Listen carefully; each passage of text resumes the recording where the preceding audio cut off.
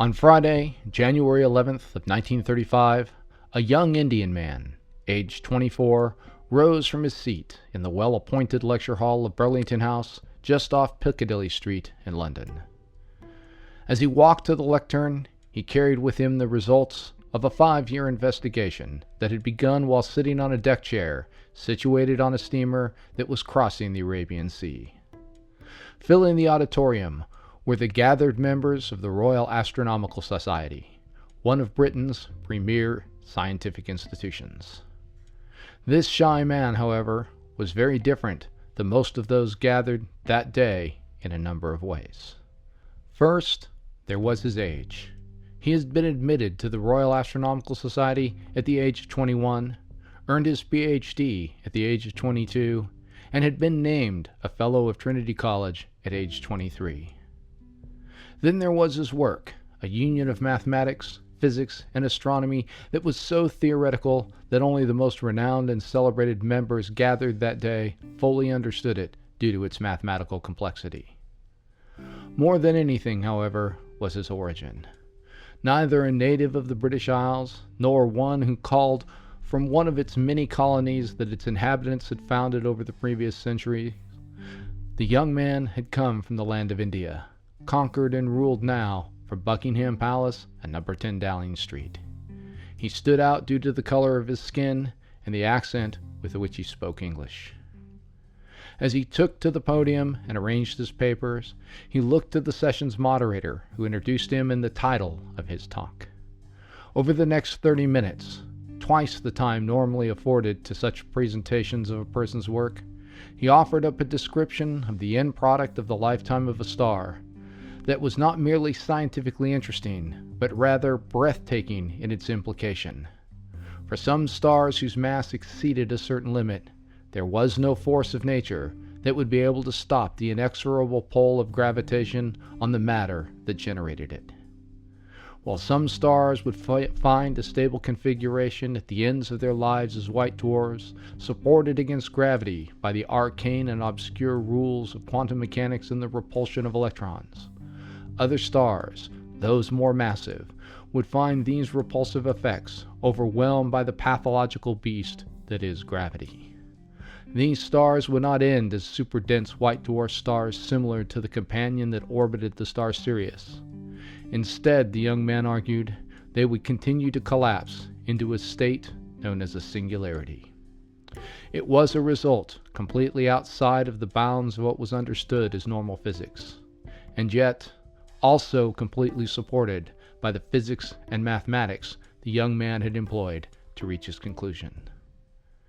It was a triumphant moment for the young Brahmin from Madras, and it should have established him, without question, among the most accomplished of his peers.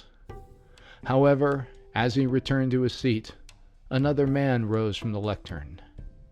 With portraits of Newton and Herschel behind him as he began to speak, the much older man spent the next 15 minutes explaining to the gathering why the paper they had just heard given was not just wrong, but utterly and absurdly wrong. It was a scientific attack of the most savage nature, one that took the young Indian prodigy completely by surprise. Only the day before, the two men had sat together and discussed this very topic. Why hadn't the questions and disagreements been raised then? Why hadn't the older and more distinguished colleague paid the younger investigator the courtesy of raising his objections in private so that they could either be addressed before creating a public spectacle or, if truly in error, withdrawn? The two, in fact, had met on and off for over a year, and rather than an attitude of scientific antagonism, the older man had been interested in and encouraging of his young colleague's work. But now, late on a January afternoon in a hot and stuffy meeting hall, Arthur Stanley Eddington, Knight of the British Realm and Director of the Cambridge Observatory, had declared that the results of his Indian colleague's work was founded on a profound misunderstanding of both the theory of general relativity and the interpretation of quantum mechanics. The mathematics was correct, he said, but it had been applied in so unphysical a way as to make the results nonsense. In that 15 minutes, Subrahmanyan Chandrasekhar's greatest and most insightful piece of work was said to be a fraud, and his reputation as a scientist was called into question. Friends and colleagues who had just that morning been congratulating him on his achievements now, at the end of the meeting, expressed profound doubt. If Eddington questioned the results, surely there had to be an issue with the work. For his part, Chandrasekhar left the meeting frustrated and dejected. He was confident in his discovery. He knew that there had been no mistake. But how could he convince the British astrophysical community that there were indeed things stranger than they dreamt of in their philosophy? Hello, and welcome to the Scientific Odyssey.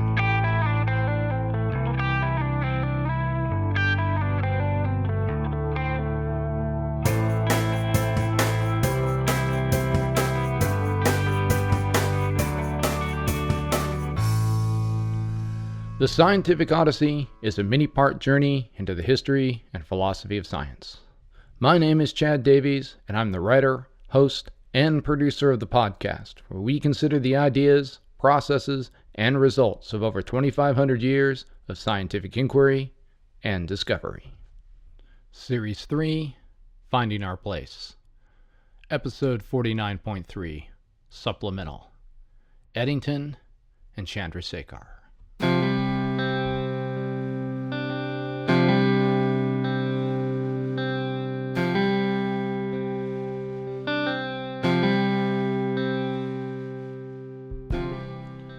In this third episode of our biographical series on Arthur Stanley Eddington, I'd like to take a look at 3 topics.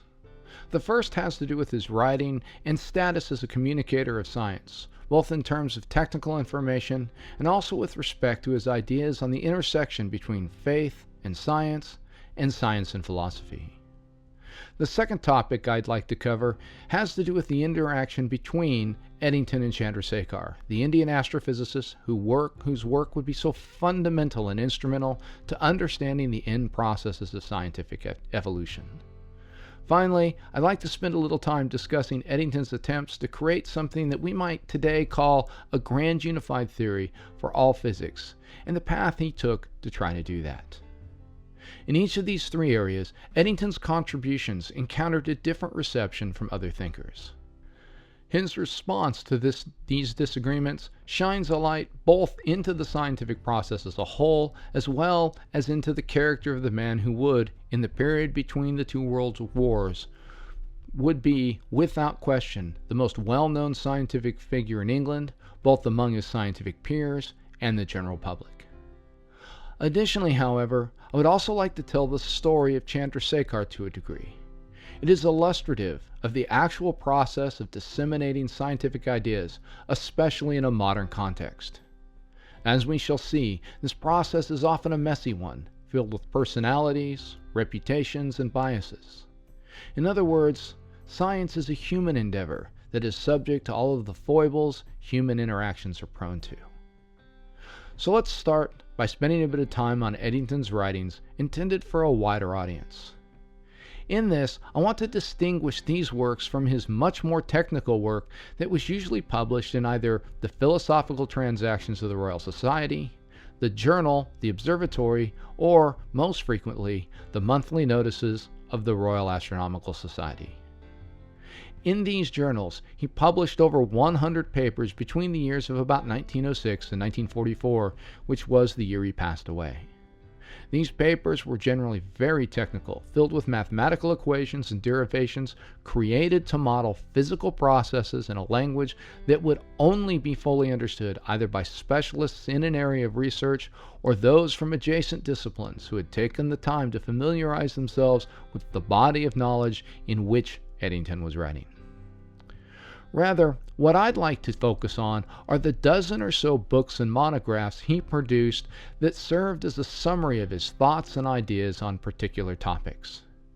In these, he worked to distill the research that he had engaged in down to their key ideas and concepts. These works can be roughly divided into 3 groups. The first are what are best thought of as textbook-level publications designed to be used by either an advanced undergraduate or graduate-level student in courses at places like Cambridge.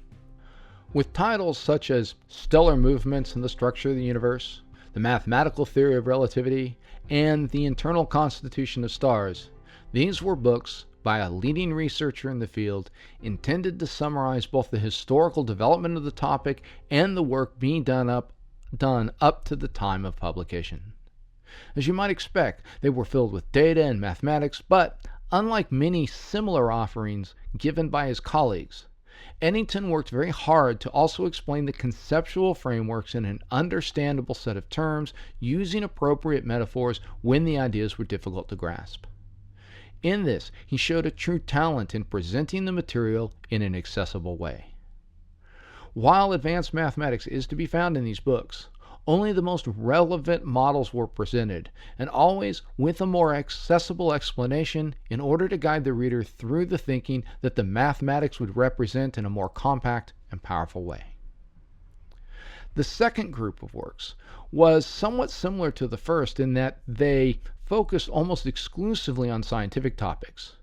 But rather than being for researchers, these were intended to be read both by researchers outside of the direct field of study and the educated public.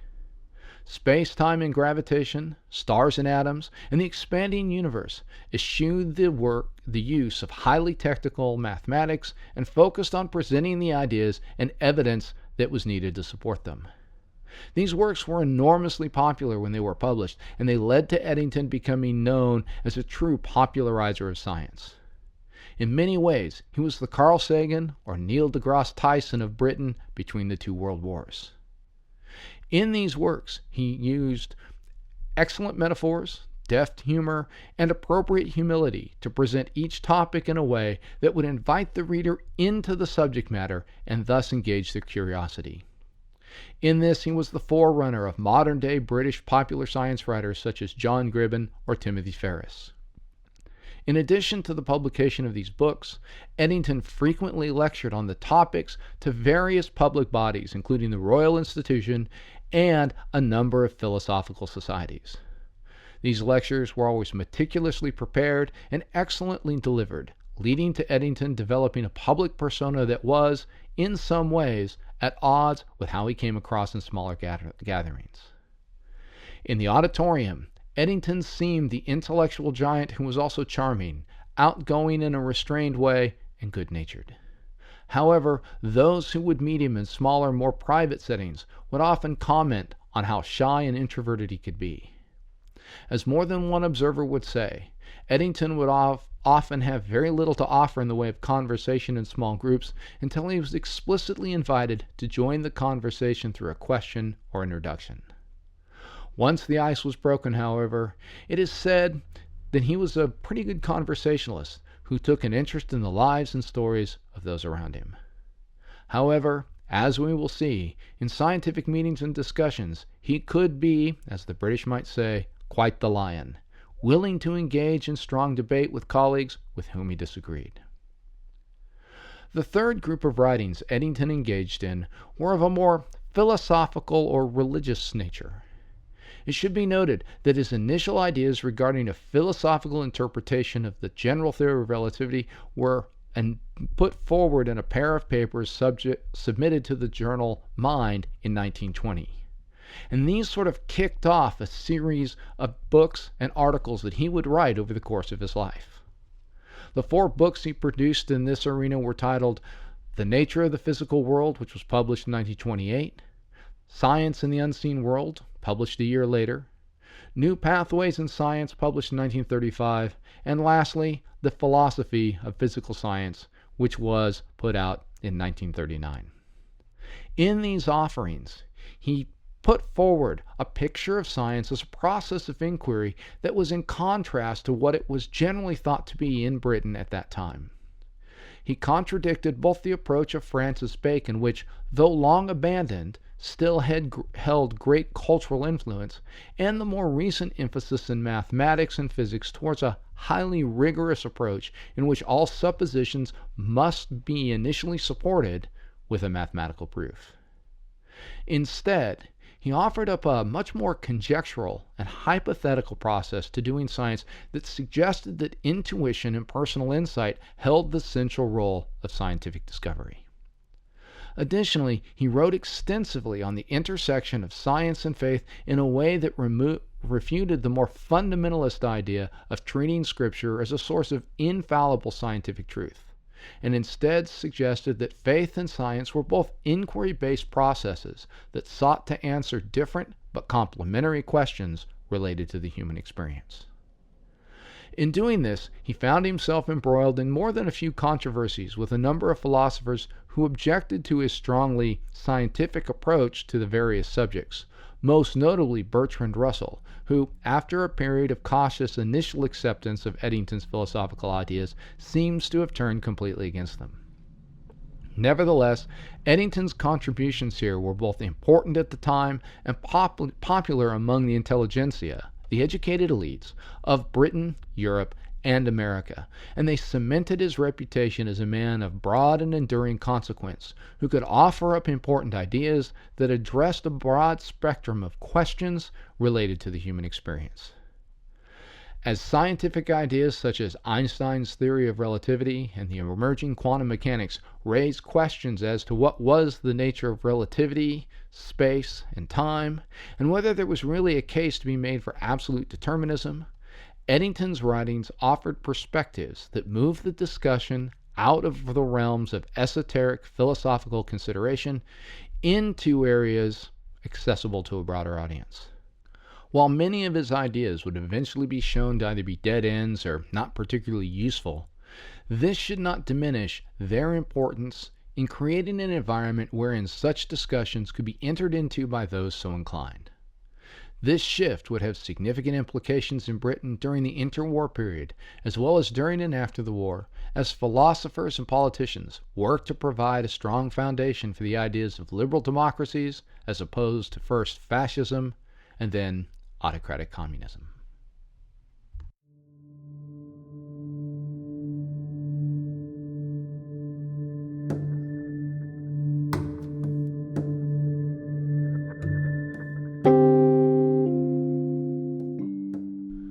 Eddington's more popular works inspired a generation of scientists and thinkers in a way that writings by his contemporaries such as Einstein, Hale, and Russell did not. In fact, the only person who might be thought of as being as well known and influential during this time was the American Percival Lowell, whose quixotic quest to find life on Mars would both capture the public imagination and scandalize the scientific community. Many astronomers and astrophysicists of the 1930s onward, especially in Britain, tell stories of their first exposure to the subjects being through reading one of Eddington's more popular accounts and then following that gateway into his more technical material. One such person who was profoundly influenced by Eddington's more scientific books was a young Indian prodigy by the name of Subrahmanyan Chandrasekhar, or as he was called by those who knew him, Chandra. Chandrasekhar was born on October 19, 1910, in Lahore, in Punjab province, in what is now Pakistan, but what was, at the time, part of the larger British Raj on the Indian subcontinent. His family, part of the Tamil Brahmin caste, had moved there due to his father's role as a railway administrator in the imperial government. This, however, was not where the family was originally from. When Chandra was 8 years old, the family returned to its original home in Madras in South India, close to their ancestral roots, to continue a life there, and it would be in the neighborhoods and academic institutions of that region of India that Chandra would find his true calling. The place of the family in India's caste system would have significant consequences for Chandra's upbringing. First, it gave the members of his family access to the best educational opportunities found in India. This was first fully realized by Chandrasekhar's grandfather, Ramanathan, who was both brilliant enough and hard-working enough to earn a place as a professor of mathematics at Ankitham Venkata College. Ramanathan fathered 10 children, 2 of which were exceptionally talented and set out on the path their father had blazed. One was Chandrasekhar's father, who began at Ankitham Venkata and continued his studies at the University of Madras's Presidency College. Excelling in mathematics and administration, AR, as he was known, stood for the All India examination, which would allow him to enter the British Civil Service, an exam he passed with flying colors. The other brother was Chandrasekhar Venkata Raman, who followed a similar path, but at an even greater speed and with higher marks. Earning his Master of Arts degree at the age of 19 with an emphasis in physics, Raman looked to be an academic star, but instead, poor health meant that he too ended up entering the civil service in the area of auditing, at least for a time. The two brothers were posted to Calcutta, and according to some accounts from their siblings, something of a rivalry developed between them. But while AR poured his energies into working his way upward in the civil service, thus guaranteeing a high standard of living for his eventual family, Raman continued his studies in physics in his spare time at the University of Calcutta. His work was interesting and insightful enough that he was eventually offered a position there as a professor of physics and mathematics in 1917. Over the next 2 decades, Raman would do experimental work in light scattering, i.e., how light interacts with matter, that would bring him international renown and eventually result in the awarding of the Nobel Prize in Physics in 1930. For AR, his brother Raman's place in education and success in science called into question his decision to remain in the service of the British government, and for much of his life, his family tended to look down upon his achievements, which were notable, but they saw them as being akin to those of a shopkeeper, as opposed to the high-minded, intellectual life his caste called him to. Of course, even as they condescended to his station, no one ever complained about the money he brought in that allowed the family to live an extremely comfortable life with very few worries. This set of circumstances would profoundly influence Chandra's path in life as he looked to determine where he would pursue his fortune. In addition to an academic heritage, Chandrasekhar's grandfather also left behind a well-stocked library of books on both mathematics and physics that ended up in AR's household. In Indian households such as Chandrasekhar's, it was common for children to be homeschooled for a time before a decision was eventually made as to how any more advanced education might proceed. AR was usually the one to handle the subjects related to math, science, and business, while his wife, Sita Lakshmi, was responsible for instructing the children in language and literature. In this area, AR was insistent that his children learn nearly flawless English in addition to Tamil for 2 reasons. The first had to do with his experience in the civil service. He saw that if his children were to have the broadest set of possible opportunities, they would have to be able to get along in the British imperial system. The second factor had to do with another Indian genius, the mathematician Srinivasa Ramanujan. Ramanujan had been from a lower caste family and had gotten a job, sort of a hand-to-mouth kind of a job, as a lowly clerk in the Madras General Accounting Office. In a story not dissimilar for one we'll tell fairly soon, while seeing to his day-to-day duties, Ramanujan had also been doing work in theoretical mathematics, and he sent some of it to the Cambridge mathematician and colleague of Eddington, G.H. Hardy. So impressed was Hardy with the submissions of this lowly clerk from a far-off land that 6 months later he invited Ramanujan to Cambridge to become a part of the scholarly community there. So successful was the Indian mathematician that he was soon made a Fellow of Trinity College. This was a source of enormous pride for all Indians, as it was seen as a rebuttal of the colonial myth of British intellectual superiority. Unfortunately, rather than having a long and productive career, Ramanujan died in 1920 at the age of 32, leaving behind a wealth of unpublished work that still inspires and challenges mathematicians even today. Ramanujan's life and far too early death, occurring when Chandra was just 10 years old, made it clear that Indians of great talent and possessing of a strong work ethic could rise to the highest positions and achieve great prestige within the British Empire, and, perhaps, help lead the country to greater autonomy and independence as Gandhi was at that time suggesting. As Chandra grew up, it soon became clear that much like his increasingly famous and influential uncle, he possessed talents that marked him as a potential intellectual star.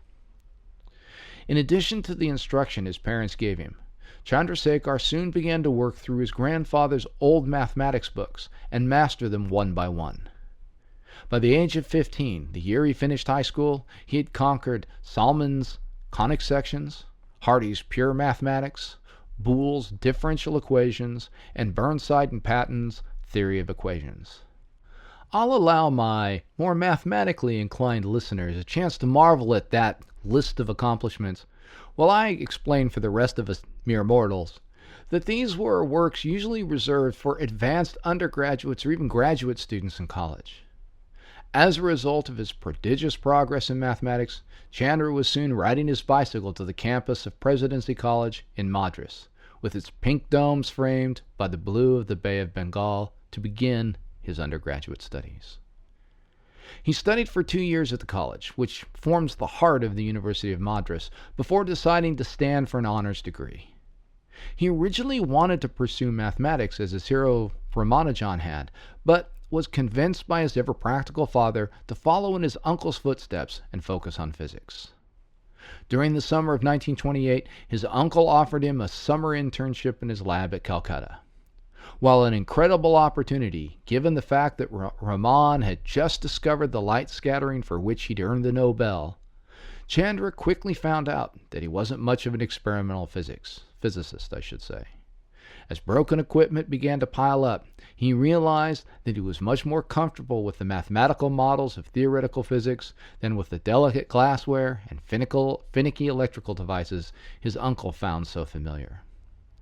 This was cemented when he found that he could much more successfully explain the ideas and mathematics behind the work he was trying to do to the visitors to the lab in Calcutta than actually perform the experiments themselves. The next spring, Raman traveled to Madras to visit his brother's family, and he brought with him a copy of Eddington's The Internal Constitution of Stars, a book that was about as cutting edge as one could get in theoretical astrophysics at the time. As we've discussed, it was written in Eddington's tremendously accessible style, without overly watering down the science and math, and it captured Chandrasekhar's imagination as nothing before had. Shortly afterwards, he read Arnold Sommerfeld's 1924 edition of Atomic Structure and Spectral Lines, which gave him an insight into the work in quantum mechanics just before the quantum revolution of Heisenberg and Schrödinger that would take place in 1925 and 26. As chance would have it, Sommerfeld visited Madras later that year, and Chandrasekhar took the bold step of knocking on his door to ask a few questions. Sommerfeld was generous with his time and explained the new ideas coming out of places like Copenhagen, Göttingen, and Munich, and also gave him 2 papers that he had recently published, along with a slew of additional recommendations for reading. These papers focused on what would happen to electrons if they were tightly packed together in something like the crystal structure of a metal, and they would be Chandrasekhar's first exposure to the ideas that would make up much of his later work. At the time, however, Chandrasekhar pored over the papers by Heisenberg, Pauli, and Dirac, along with Sommerfeld's own work, and soon found that he saw a way in which he could extend the ideas. Within 2 weeks, he had written his first original paper and published it in the Indian Journal of Physics. He then sent it to Ralph Fowler for consideration to be published in the Proceedings of the Royal Society, something that actually did take place a little bit later. Later in the year, he presented his work at the Indian Science Conference and received significant acclaim from those gathered there. And just as a note of reminder, all of this happened in less than 6 months while he was just 17 years old. And as he turned 18, he didn't slow down. Instead, he outlined a series of 5 papers he planned to publish based on work he had read in the monthly notices of the Royal Astronomical Society, including an article where Fowler had suggested a solution to a paradox Eddington had raised regarding to white dwarf stars, something we'll discuss a little later on in this episode. In brief, Fowler's treatment had considered a gas of electrons and how they would interact, and Chandrasekhar had seen that there were correlations in that with Sommerfeld's work. As such, he set out to again extend that work in the 5 papers he intended to write. One of these would be sent to Fowler, who was very enthusiastic about Chandra's ideas, and after a few revisions, sponsored it for publication in the Proceedings. Another in the series would be published in the Philosophical Magazine of the Royal Society. And so, at this point, Chandrasekhar was making a name for himself both inside and outside of India.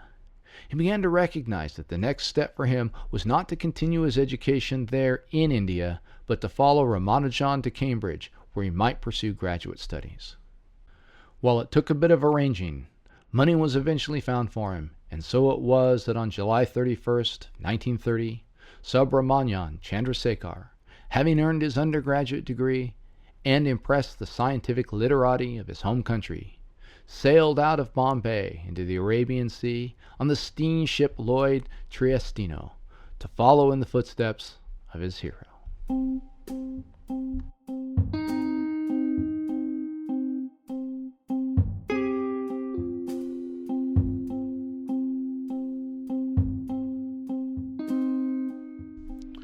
Chandrasekhar's arrival at Cambridge was, well, odd. In 1930, the home of Newton was a place that had undergone some significant changes, especially following the Great War and the political and social upheavals that had followed in Great Britain. The faculty of fellows was exclusively male, and in many cases they lived an almost cloistered life, more akin to monastics than scientists. Interactions were governed by the strict but unwritten rules of Victorian society, and even though the university and its collection of colleges had become more accepting of those outside of England's traditional governing class, especially in the sciences, there was still a certain order to things. Sometimes this order was established on social standing, sometimes on intellect and reputation, sometimes on the basis of the rulers and the ruled. But there was always a sense of each in his or her place. For Chandrasekhar, this actually wouldn't have been much of a surprise. Born in Brahmin and raised in a family fed by the British civil service, the ideas of rank and class wouldn't have been foreign to him. What was a bit shocking, however, was that his place in that order had changed so much. He had gone from being a very talented, fairly big fish in a small pond to being just one of a number of very talented fish in a much larger pond. A pond filled with fish a lot bigger than him. More than just Eddington, there was Fowler and Dirac in theoretical physics, Thomson and Rutherford in experimental physics, and Hardy and Littlewood in mathematics. Whereas his papers in India were groundbreaking and occasions for celebration among the scientific community there, they were somewhat run-of-the-mill in many ways among the esteemed dons of Trinity College. This isn't to say that they weren't brilliant, but rather that the output of the faculty at Cambridge over the previous 3 decades had achieved an incandescence probably unmatched at any time and in any place in the history of science. From Thomson's discovery of the electron to Eddington's work on stellar structure and relativity, from Dirac's reformulations of quantum mechanics to Rutherford and Chadwick's work in atomic physics, paper and discovery after revolutionary advance poured forth from the venerable halls in numbers previously and since unmatched. However, there was more than that. Among the dons, there was a culture that had become, for lack of a better term, insular. Even after the shattering of Victorian culture and the illusion of progress by the Great War, there was this lingering ethic of what author Arthur Miller termed, quote, male romantic friendship, end quote, that one finds so frequently associated with Victorian institutions. In a time when homosexuality was profoundly censured, it is clear that a number of the dons carried on secret lives behind facades of scholarly abstinence. In some cases, these lives included clandestine romantic affairs with women of various stations, while in others, those romantic relationships involved other men. The mathematician Hardy was one such person, as was Alan Turing, whose life would come to such a tragic end. And it is here that we must turn to one aspect of Eddington's life that remains shrouded in mystery and that up till this point we haven't really discussed.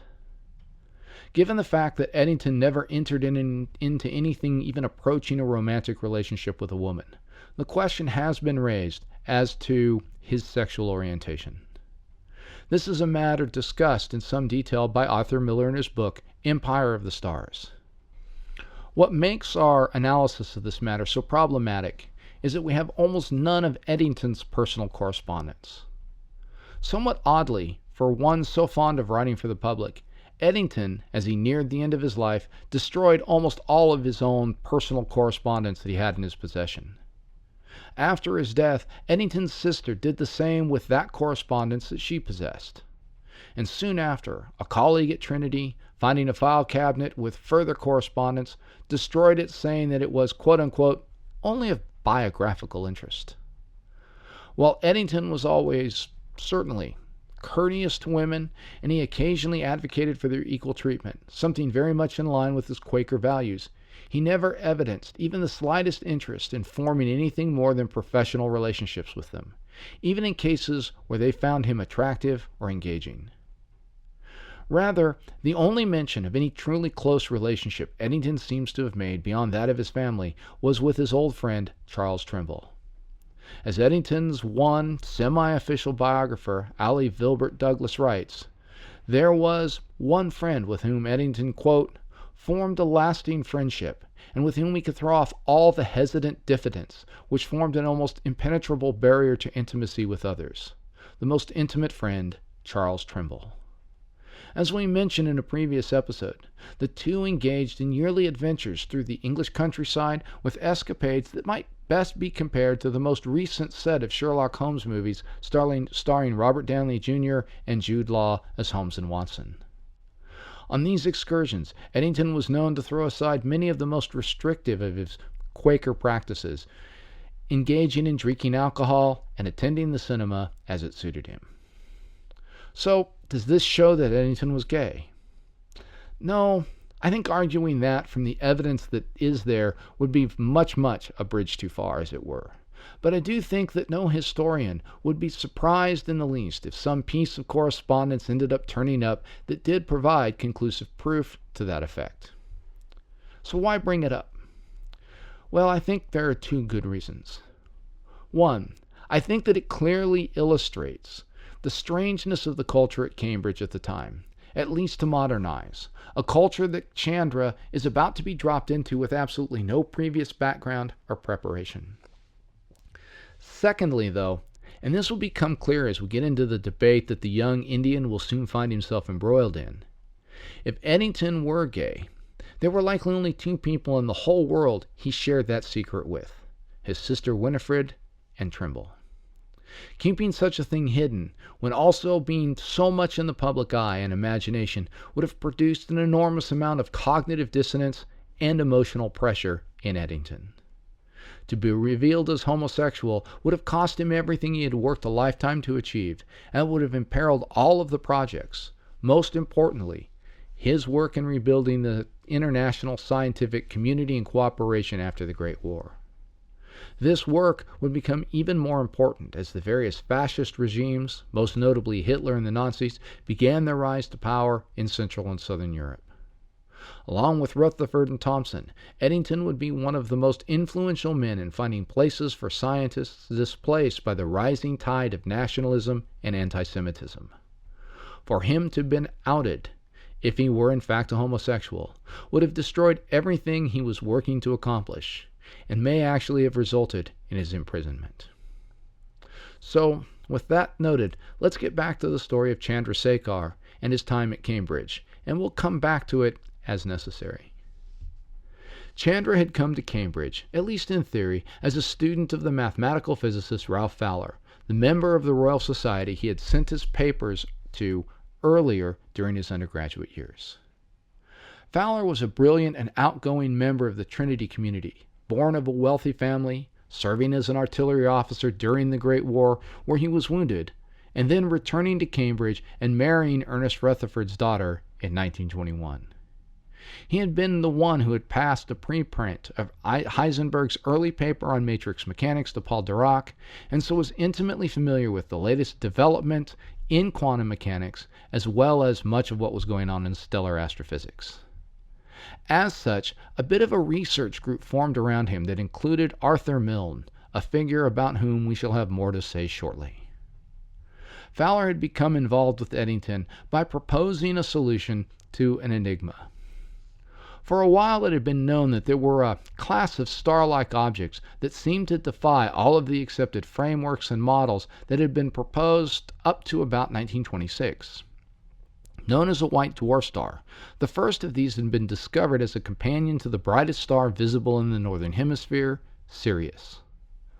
Found as a tiny companion to the larger star we see in the sky, Sirius B was soon shown to be both very massive, having a mass on the order of the Sun, and seemingly very small.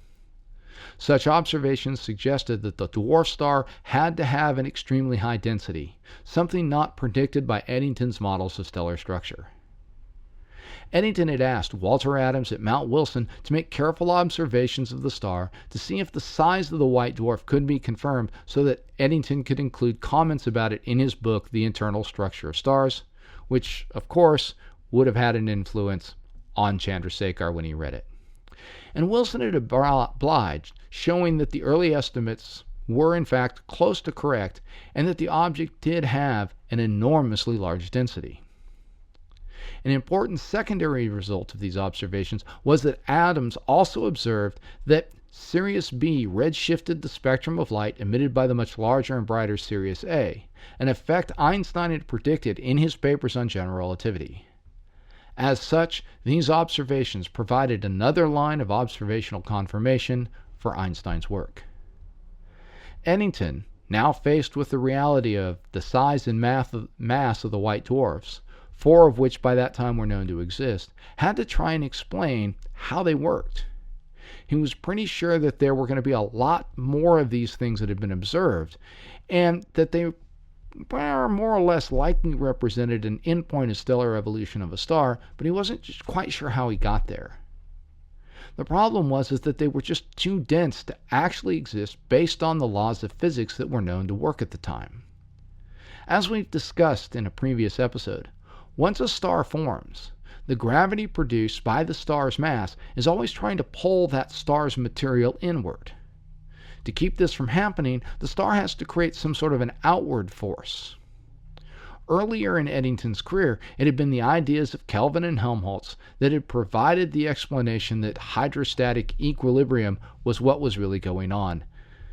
But Eddington's work had strongly suggested that there was another source of internal energy based on the conversion of mass into energy in accordance with Einstein's special theory of relativity that replaced Kelvin and Helmholtz's slow gravitational collapse with the fusion of hydrogen into helium. By the mid-1920s, this idea had gained preeminence over the objections, of course, of James Jeans, and we've kind of talked about that in a previous episode. The problem, though, was how to deal with the point when the fuel to power the mass-to-energy conversion ran out. What would happen then? Eddington had thought that the star would then sort of collapse down to a large ball of inert rock that would have a density similar to that of material found on the Earth. This, however, would have given an object that produced light in the infrared part of the spectrum for a time that was a lot larger than Sirius B. As Eddington calculated a way to try and resolve the issue, he found that he couldn't find a physical process that would stop the gravitational collapse of the remnant of the star. In his book, he noted this paradox and indicated that this would have to remain an active area of research as he felt certain that many more white dwarfs would be discovered, a prediction that proved, of course, to be quite correct. So, what Fowler did in 1926, using his knowledge of the most recent researchers in quantum mechanics, was recognize that the model of the atom that had first been proposed by Niels Bohr and then expanded upon by Aaron Sommerfeld held within it an idea that could provide the process that Eddington had been looking for that would prevent complete collapse.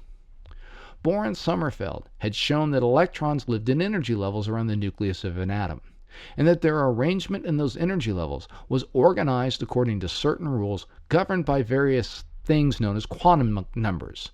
These really represented sort of physical properties that the electrons had to have while existing in the atom. They knew that the electrons sort of filled up the energy levels of an atom like rungs on a ladder, but they didn't know why all of the electrons couldn't just sort of all congregate on the bottom rung of the ladder, instead of, filling those rungs up two at a time as they were thought to do.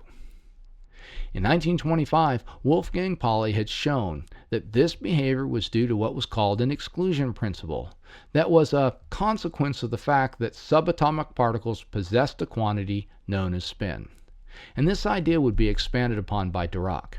We talked about all of this in our second season episodes as we got into these later ideas about the atom.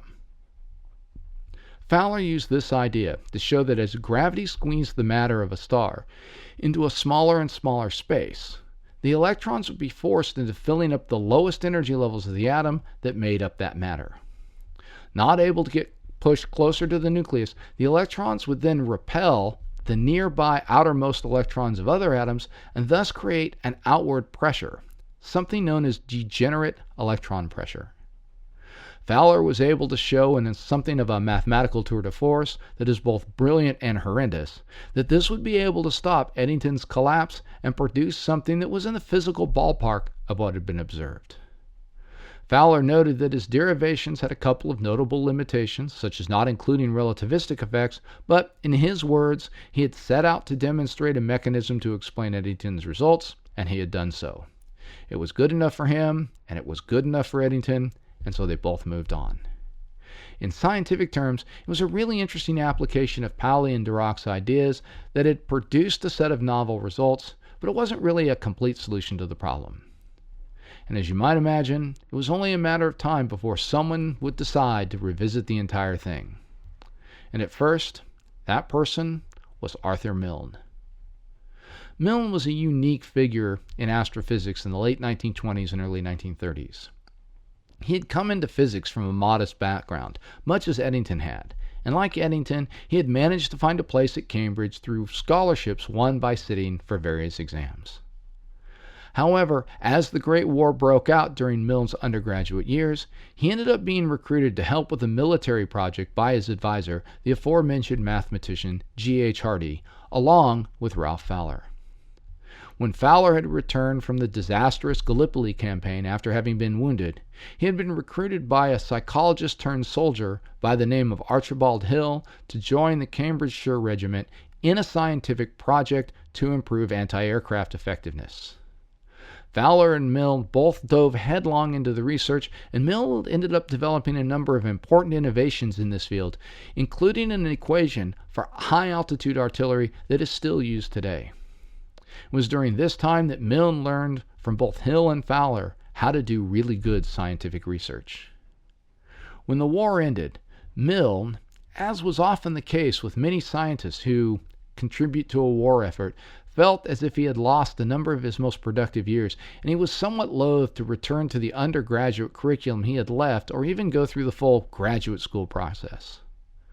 Fowler concurred that his in-the-field training was likely a reasonable substitute for the more formal work and suggested that Milne submit a thesis and see if he could get his Master of Arts in that way.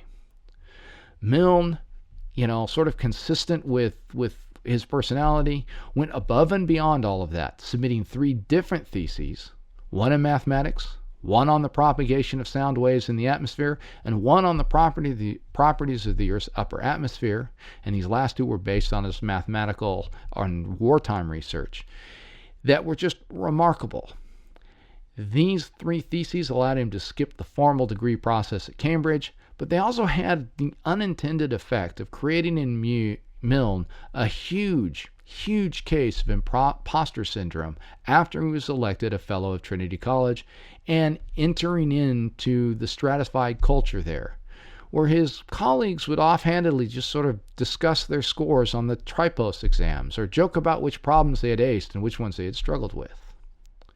Milne was an outgoing, generous, and gregarious man, but his own self-perception of not having measured up in the same way as his colleagues would weigh on him throughout his career, often causing him to go to great and unnecessary lengths to show his mathematical prowess or his physical insight.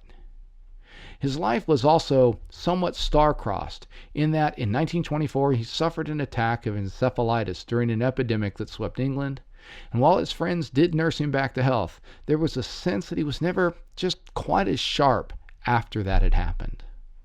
Shortly after this, however, he accepted a post at the University of Manchester in mathematics, a position at which he excelled. But then, in 1928, he made the mistake of moving to Oxford, which was, at the time, something of a mathematical wasteland, at least compared to the other universities in Britain. The move to London and the much more stratified culture there took a toll both on him and his wife, who, unfortunately, she would eventually take her own life due to the depression that was sort of fostered by the environment there in London. Now, Milne had been involved in a variety of research projects after the war, but the one that most interests us is his work on stellar structure. In 1919, the director of England's Solar Observatory had been looking for an assistant and realized that Milne would be just the perfect choice. As had been the case with Eddington, the Trinity Fellowship allowed a person to take up such a position, and so Milne had begun studying the sun, much as Hale was doing in the United States. From there, it wasn't a big step to begin thinking about the atmosphere of other stars, which eventually brought him into contact with Eddington. Milne doubted that Eddington's derivation of the mass-luminosity relationship could be based on something as simple as treating the outer layers of a star's atmosphere as an ideal gas, and he began to look into a better way to model the process. I don't want to get into all of the complicated scientific and mathematical details of what then took place, but before long, Eddington and Milne began to disagree, first in private discussion, and then, not too long after, in scientific discourse on the best path forward in trying to understand stellar structure, in particular related to how stars ended their lives and the ideas around white dwarfs. Milne believed that Eddington's ideas worked well for the outer gas envelopes of stars, but that further into the stars, the density and temperature would require a different approach based more on Fowler's degenerate model rooted in quantum mechanics. Eddington, for his part, found Milne's layered approach to stellar structure unnecessary given the success of his mass-luminosity relationship. This would set up the second set of great debates in Eddington's career, following those in the years between 1916 and 1925 that had been held between Eddington and James Jean.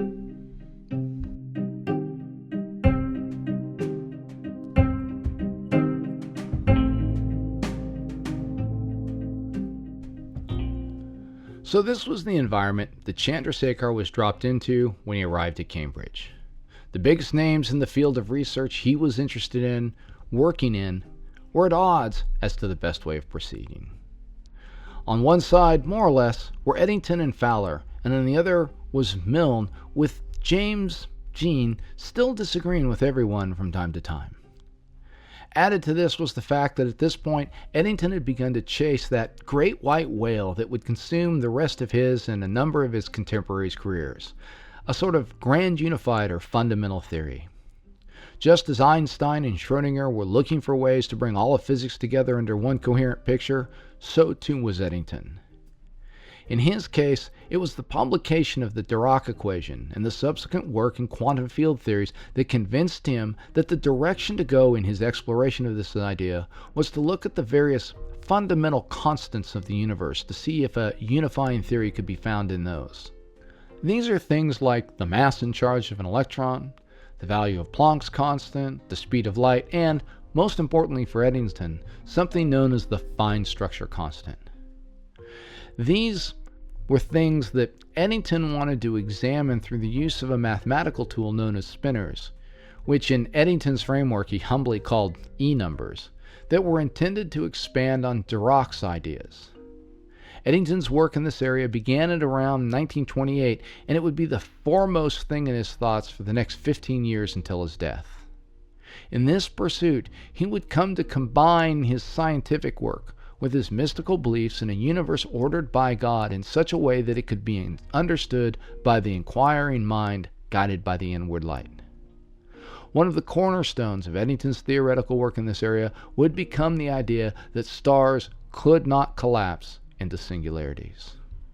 So, in 1930, the year Eddington would be knighted for his contributions to British science, Chandrasekhar arrived with more than just a bunch of hopes and dreams.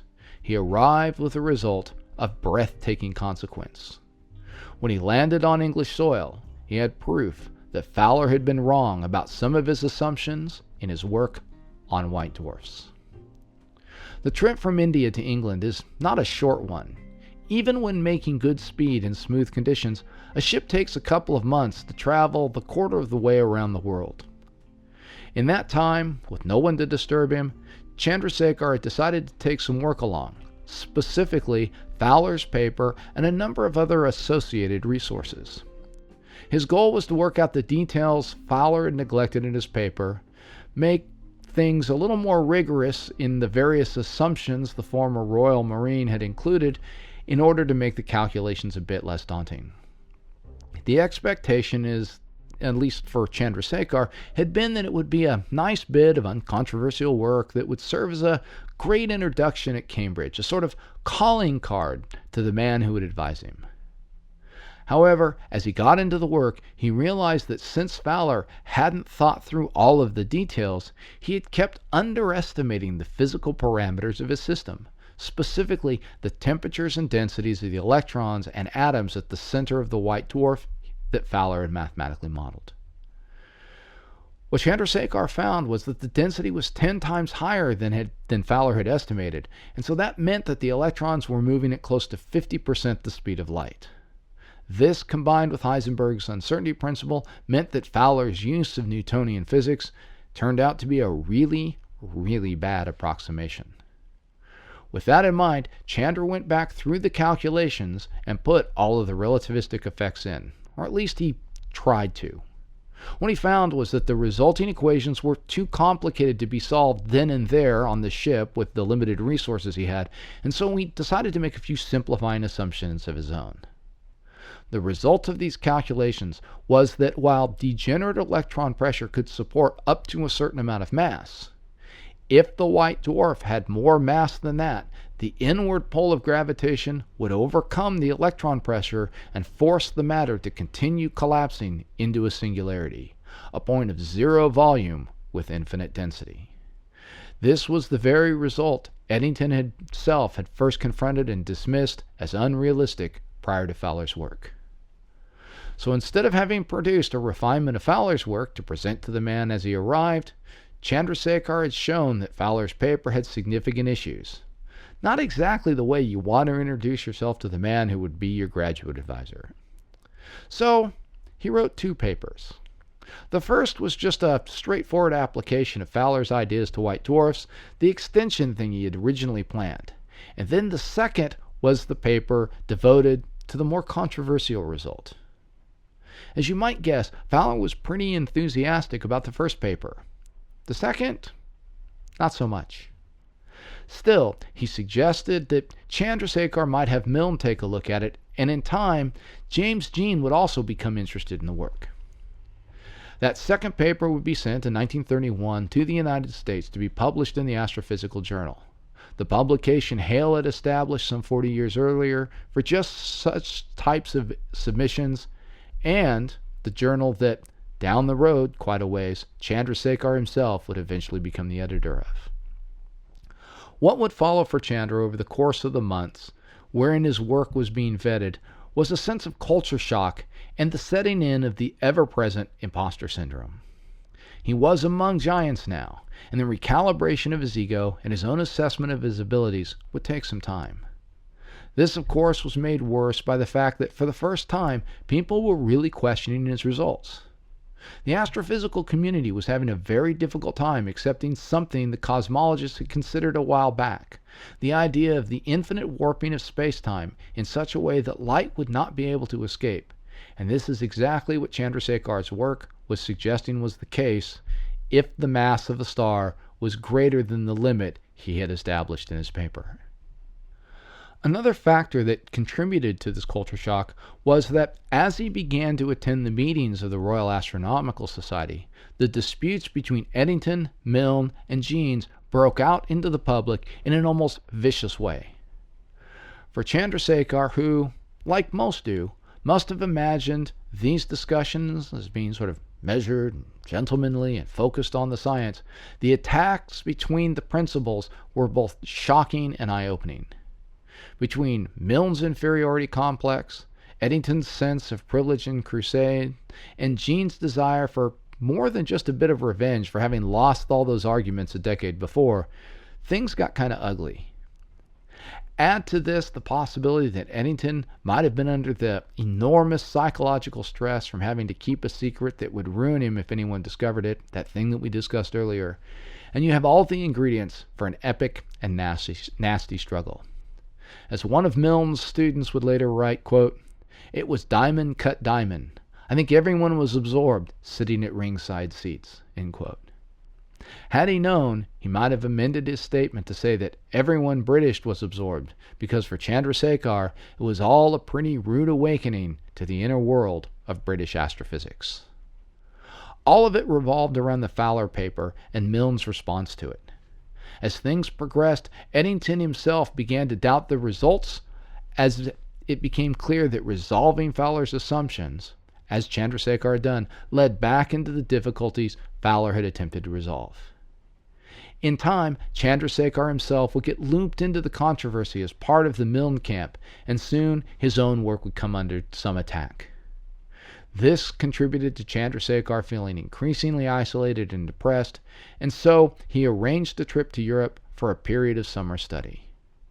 His interactions with the individuals who had a bit of distance from the now toxic environment of the Royal Astronomical Society gave him a bit of encouragement, with a number of those who looked at his work suggesting that it was, in fact, a death knell for Eddington's model of white dwarf stars.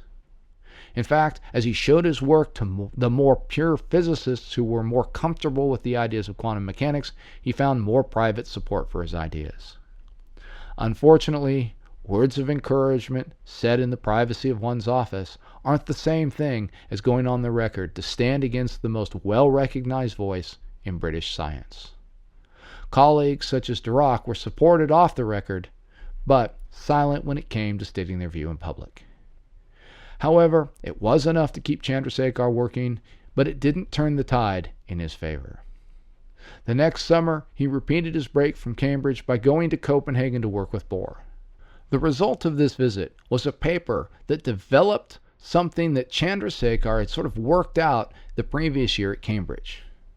This work had shown that when relativistic effects were included in the model for calculating the properties of a core of a star, Milne's nested degenerate spheres couldn't be correct.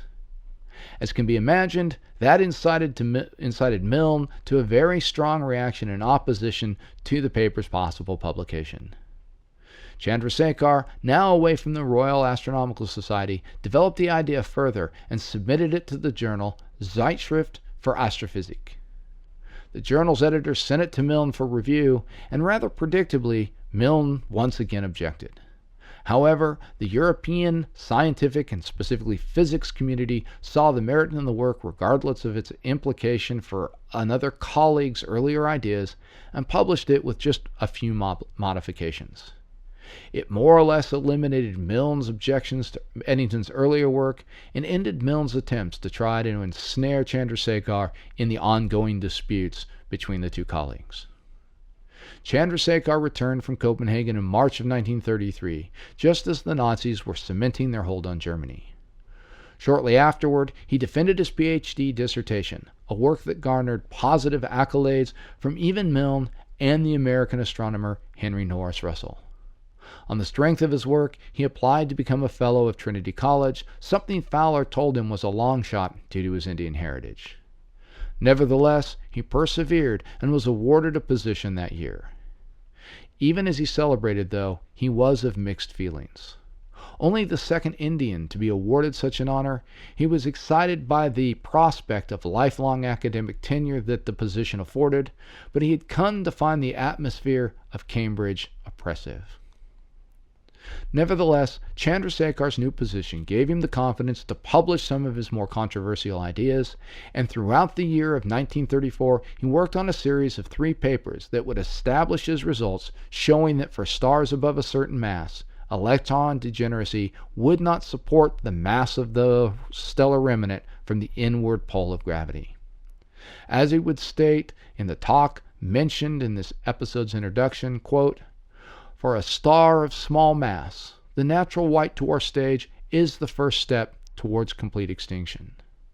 A star of large mass cannot pass into the white dwarf stage, and one is left speculating on other possibilities." End quote. Over the course of the year, he met several times with both Milne and Eddington, finally convincing the former that his models were, in fact, correct. In the latter case, he felt that while the elder statesmen of astrophysics might be dubious, he wasn't so opposed as to unleash the full force of scorn he had previously reserved only for Jeans and Milne. In this assumption, of course, Chandrasekhar was terribly mistaken. As we have said, on that day in January of 1935, after he had put forward his ideas to the seeming acclaim of his colleagues, Eddington rose and proceeded to call into question everything Chandrasekhar had done, most importantly stating that there was no such thing as relativistic degeneracy, a startling position for a man who had a decade earlier been more than happy to have had Fowler use just such a device to save his own models. Of course, Eddington was wrong, and badly so. I say, of course, but truth be told, while Chandrasekhar's college eventually came to see that Eddington's attacks on his work were based on bad physics, really correctly done mathematics grounded in bad application that was based on an inaccurate interpretation of both quantum mechanics and, eventually, relativity. There was a period of time when the older and more respected man's reputation seemed to carry the day. Even those who had very recently seen and praised Chandrasekhar's work prior to its presentation at the Royal Astronomical Society meeting initially sided with Eddington at that meeting's conclusion. However, as time began to pass, and some of the bigger names in both physics and in astrophysics began to look over the science of the dispute, it quickly became clear that Eddington wasn't just a little wrong. He was really wrong. I mean, embarrassingly wrong. But why did he go so far off the rails? Why did he reject Chandrasekhar's work so vociferously? Surely he knew not only the theory, but also that it was broadly accepted not only in the astrophysics community, but also among the broader group of physicists, not the least of which was the newly honored Nobel laureate at Trinity, Paul Dirac himself. The reason was that, within the framework of Chandrasekhar's work, were implications that destroyed Eddington's ideas on coming up with a fundamental or grand unified theory. This fundamental theory had more or less become Eddington's life work after 1927, and he had had some success with it. For Chandrasekhar's work to so clearly refute the path he was on was a difficult thing for a man who had spent his life working and searching for ways to bring his scientific and faith-based worldviews together. Even though Eddington rejected the idea that science would provide a proof of the divine or even evidence for the existence of a supernatural framework, he also held very deeply the idea that such a thing did exist and that human beings, through faithful inquiry, both in science and mysticism, could find a creation designed by a rational mind. If he could build a fundamental theory from the constants of the universe, the unity of nature would serve as a reflection of his understanding of God. It would be a hard thing to give up, and Eddington wasn't the first, only, or last to spend his latter years increasingly grasping at straws to preserve his ideas. There is, however, another fundamental question that arises from the incident in 1935 and the back and forth that transpired afterwards. How much of Eddington's and others' responses to Chandrasekhar's work was racially motivated? Were his attacks and subsequent dismissals part of a pattern of British superiority to its imperial subjects? was such an attitude also evident in the action of many others in the British scientific societies who expressed support for Chandra's work privately, but were then unwilling to challenge Eddington in any number of possible scientific forums? The record on this is pretty murky, at least from a historical perspective. Chandrasekhar was very much of the opinion that racism did play a role in how things played out. However, there's a question as to whether Chandrasekhar considered it to be overt racism on the part of Eddington, or something more along the lines of inherent cultural bias found in Victorian thought that held that by the rules of social Darwinism, any conquered peoples and cultures were, by the evidence of their having been conquered, inferior. Much of what might be termed as racial social theory, especially at that time, falls very clearly in this realm. Chandrasekhar's own actions later, after he left England, seem to argue for a position that Chandrasekhar may have viewed what happened in that latter way, given that he wrote highly complimentary things about Eddington and his work later on. This is definitely, I think, the case with other individuals. Chandrasekhar didn't see their actions as evidencing an explicit racism towards him, but rather that they weren't willing to stick their necks out for a brown-skinned colleague from a faraway place and risk the ire of an English-born Cambridge Don who had been made a Knight of the Realm. From a more objective perspective, historians writing later are mixed in their interpretation.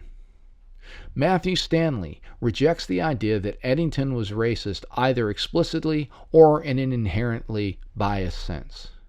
He notes that Eddington's give and take in Royal Astronomical Society meetings, with first James Jeans and then with Milne, were no less sharp than his attack on Chandrasekhar. Stanley points out that Eddington worked throughout his life to promote internationalism in science and frankly bridged racial and gender barriers to entry into the closed-off communities of physics and astronomy, with his encouragement of Cecilia Payne being a prime example of that sort of behavior. Moreover, throughout the period of the two wars, Eddington did just about everything he could to stay in touch with his European counterparts, and as fascism took hold of Central Europe, he was instrumental in helping many of those displaced by its authoritarian and racially discriminatory practices find ways to escape the rising tide of intolerance and hatred and land in places that protected and provided for them. Arthur Miller, on the other hand, suspects that racism in the form of inherent bias did play a role in the reception of Chandrasekhar's work from another number of individuals at Cambridge and beyond, including Fowler and Milne. He notes that Chandrasekhar's work was far better accepted first in the German and Danish physics and astronomical communities in the early 1930s, and it was members of the Copenhagen and Göttingen groups that provided consistent support during his years of graduate work and then after he presented his paper in 1935. It can be argued that it was the support of Bohr's colleague and assistant, Rosenfeld, that first blunted Eddington's criticisms and then became instrumental in pointing out the flaws in Eddington's interpretation of how relativity applied to quantum systems. This turned the tide against Eddington and made it possible for Chandrasekhar to continue to put forth his idea of a limit to the maximum mass of a white dwarf. Stanley also speculates, however, that if Eddington's sexual orientation was, indeed, a secret kept hidden from view, as the older man's fame and time in the public eye continued to grow, the emotional and psychological pressure would have grown as well, something that would certainly have contributed to his harsh treatment of anyone who might have disagreed with him on matters of great personal importance. Setting this aside, however, the positive turn of events among the continental research community would lead Chandrasekhar to be invited to the United States for a lecture tour in 1937, one on which he would be offered a number of positions. Otto Struve would be the one to entice him to leave Cambridge for the University of Chicago and the Yerkes Observatory, a place where Chandrasekhar would note that the tensions of Cambridge were notably absent. In my weighing of the evidence, I come down on the side of bias playing a role in the reception of Chandrasekhar's ideas, but I should note this is just sort of my impression, and you probably shouldn't count it for a whole lot. And I would say also that perhaps this was not as much from Eddington, but rather from the scientific institutions of Britain during this time. It was one thing, I think, for colonials who had descended from English settlers to make significant contributions, as had been the case for Rutherford, though even he had had to overcome some bias. But it was something else entirely for a native from India or South Africa to do the same. From what I've read, I can certainly imagine a certain sense of condescension towards Chandrasekhar among the Fellows of Trinity College and the Royal Astronomical Society. A certain type of paternalism that would have taken pride in and credit for the accomplishment of this boy from a backwards country that had been lifted up by the civilizing forces of the British Raj, as long as those accomplishments didn't threaten the ideas or status of important figures within the venerable institutions of the empire. As I speak these words, however, I would imagine that there are those who hear them who disagree, perhaps strongly, with such a characterization. That is both understandable and expected, and I would certainly welcome any reasoned and informed disagreement on this point.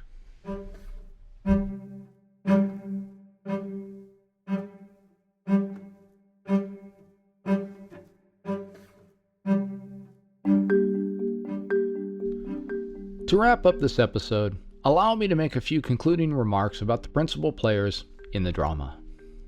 Eddington would continue to pursue his ideas in fundamental theory until his death of cancer on November 22, 1944. His final book, appropriately titled Fundamental Theory, would be published posthumously in 1946. Chandrasekhar would settle in at the University of Chicago in late 1937 and would spend the rest of his career there. He would leave his white dwarf research behind in about 1939 and turn to other matters, establishing a pattern of entering an area of research, doing as much work as possible to create a self-consistent representation of the area before publishing a seminal book on the topic and then moving on to another focus.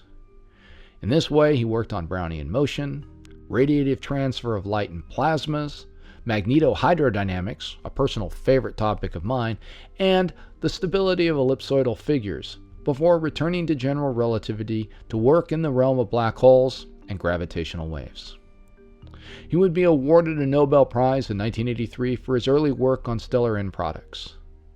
Perhaps, though, his most lasting contribution was his supervision of over 50 PhD candidates to completion at Chicago, and it would be these candidates who would go on to fill the ranks of the next generation of theoretical physicists and astronomers. Included in these were the Nobel Prize winners, Li and Yang, whose work in particle physics we discussed in our second season, as well as the astrophysicist Carl Sagan, whose work has served as a constant inspiration for this podcast. Chandrasekhar died in 1995 at the age of 84. His Nobel Prize award money has since been designated by his widow, Lalitha, to fund a graduate fellowship at the University of Chicago in either physics, astrophysics, or astronomy. And so it is that he keeps giving to the community he's already given so much to. And so it is here that I think we'll leave this series on Eddington.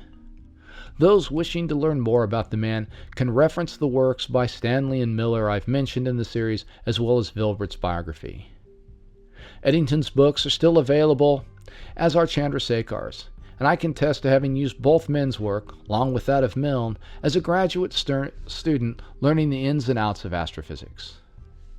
Eddington's work in philosophy of science and the intersection of science and religion were profoundly influential at the time of their writing and beyond, though they've fallen somewhat out of favor at present. Those of my listeners who find themselves at that same intersection of science and faith would do well to read and consider Eddington's views on both, as I believe they offer a way out of the dichotomous either-or positions that so often dominate the conversation between faith and science. Eddington, at a time when his faith tradition was wrestling with many of the same issues conservative religion in the United States and beyond now contend with, sought to find a third way, and his approach, I think, is fruitful in opening new pathways of inquiry. To change the subject completely, let me apologize for the long delay since our last episode was released. I think that a combination of factors contributed to a bit of writer's block over the last month or so. In addition to a bit of burnout, the various stresses associated both with the planning and execution of various holiday and conference trips took a good deal of my intellectual energy. Additionally, over the holiday break, I had to prepare both a presentation on a class I teach at Gordon State on distinguishing science from pseudoscience for the AAPT National Meeting, and a syllabus for a new course I'm teaching on the history of the scientific revolution and the scientific voyages of discovery that resulted from it that I've called Boldly Go. As you might imagine, much of the previous research for this podcast is being incorporated into this new class, just as a lot of the material from my pseudoscience course provided the basis for our first season here. Those things, combined with all the start of a new semester chaos that, kind of gets created in that kind of environment, made it hard to synthesize the research that went into this episode. Additionally, though, I have to say that this particular show has probably been the most difficult to write since the biographical episodes on Heisenberg we did a couple of years back. While the material here was nowhere near as dark, I found that the process of understanding the issues of personality and culture well enough to sort them together and to put them in a coherent fashion took a lot of time and processing. You, of course, will be the judge of whether I was successful in that endeavor. With all of that having been said, I do truly hope to get back into a more regular research and writing regime going forward. I know that having a predictable release schedule is a valuable thing in this sort of enterprise, and my goal is to get back to that. To all of you who have patiently waited for me to get this new episode out, thank you very much, both for staying subscribed and for supporting the show. As I have said before, I am truly humbled by the fact that you find this podcast worth your time and worth your interest, and I hope that that will continue to be the case going into the next year. In our next episode, we'll begin a biographical series on the other scientific figure Eddington was most closely associated with, and whose work Chandrasekhar's results so profoundly tied into, Albert Einstein. My hope here is to present an examination of his life and work that is both scientifically engaging and historically meaningful and relevant. Until then, full sails on your journey.